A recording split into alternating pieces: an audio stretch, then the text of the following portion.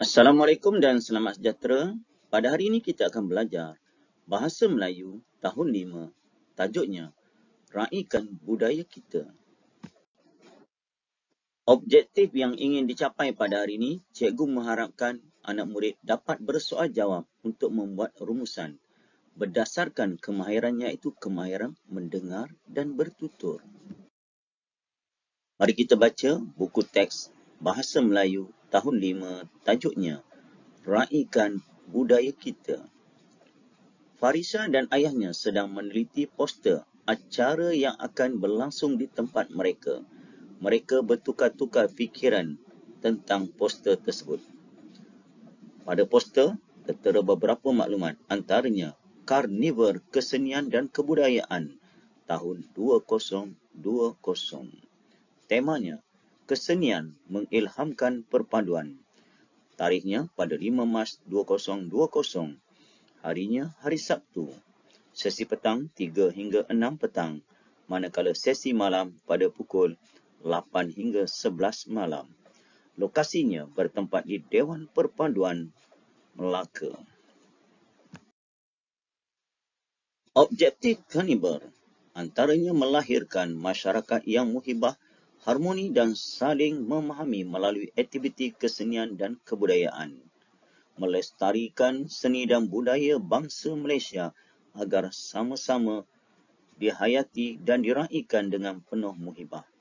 Antara acaranya, tarian zapin, tarian kipas, tarian Bharatayam, tarian Sumazau, ngajat, tarian sewang dan kuaya perpaduan.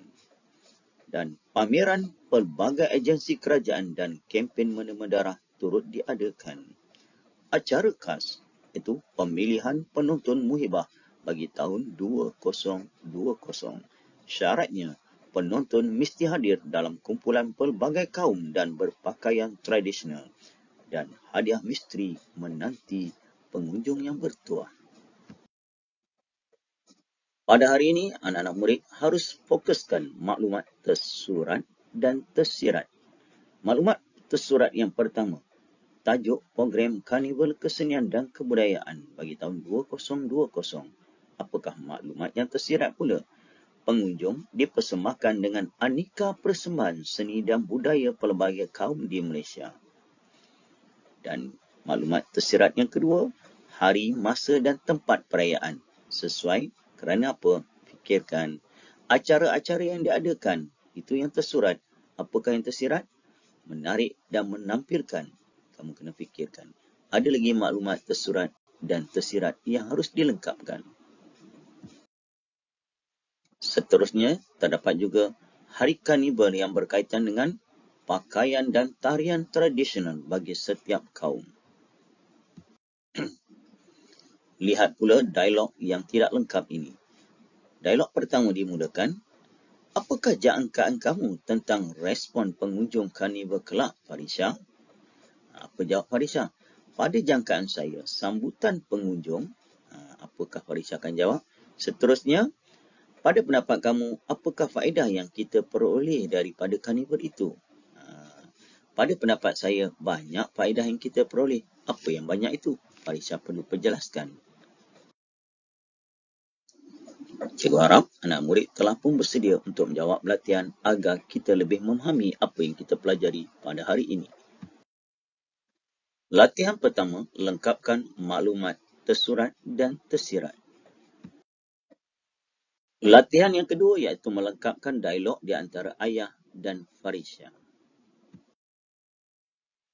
Mari kita bincang dan cikgu bimbing kamu bagaimana nak menjawab latihan pada hari ini. Mari cikgu bimbing bagaimana nak menjawab latihan pada hari ini. Yang pertama, kita fokuskan apakah maklumat tersurat dan tersirat.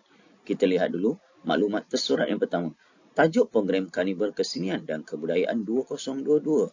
Tajuk, Jadi maklumat yang tersirat, pengunjung dipersembahkan dengan aneka persembahan seni dan budaya pelbagai kaum di Malaysia. Sebab apa? Dia berkaitan dengan Karnival Kesenian. Jadi, yang tersiratnya dah pasti aneka persembahan seni dan budaya pelbagai kaum. Yang kedua, hari, masa dan tempat program. Jadi yang tersuratnya sesuai atau tidak? sesuai kerana diadakan pada hari cuti hujung minggu, hari Sabtu tu. Masa yang sesuai kerana waktu tersebut adalah waktu rehat. Dataran perpaduan ialah tempat yang selesa, besar dan bebas bergerak. Seterusnya, maklumat yang tersurat berdasarkan acara-acara. Acara yang tersirat menarik dan menampilkan persembahan kebudayaan pelbagai kaum. Pengunjung juga boleh menderma darah dan memperoleh maklumat dan pengetahuan. Dan seterusnya yang tersurat, objektif karnival. Objektifnya apa nak dicapai? Jadi yang tersiratnya, memupuk semangat muhibah agar terbentuk masyarakat Malaysia yang aman dan damai bagi kesejahteraan negara. Jadi tujuan karnival ni semuanya nak merapatkan hubungan pelbagai kaum. Itu objektif antara utama. Dan yang terakhir, apakah acara khas? Yang istimewa tu apa khas dia tu? Yang tersirat, menggalakkan peserta memupuk perpaduan dan menghargai adat resam pelbagai kaum. Latihan yang kedua iaitu melengkapkan dialog antara ayah dengan Farisha. Kita mulakan dialog ayah. Apakah jangkaan kamu tentang respon pengunjung karnival kelak, Farisha? Respon maksudnya tindak balas, apakah pengunjung akan hadir atau tidak. Jadi apa jangkaan Farisha? Pada jangkaan saya, sambutan pengunjung sangat menggalakkan kerana banyak acara menarik diadakan.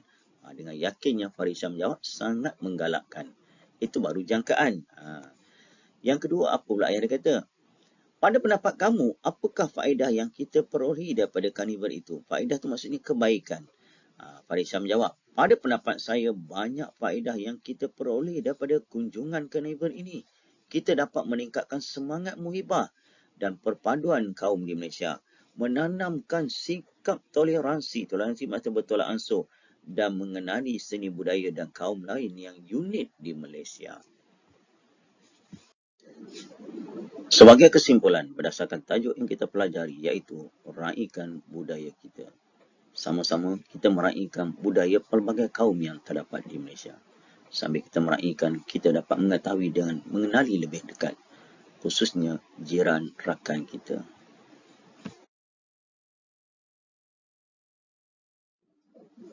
Itu saja perkongsian cikgu pada hari ini. Kita jumpa lagi dalam tajuk yang seterusnya. Assalamualaikum, selamat sejahtera, bye-bye.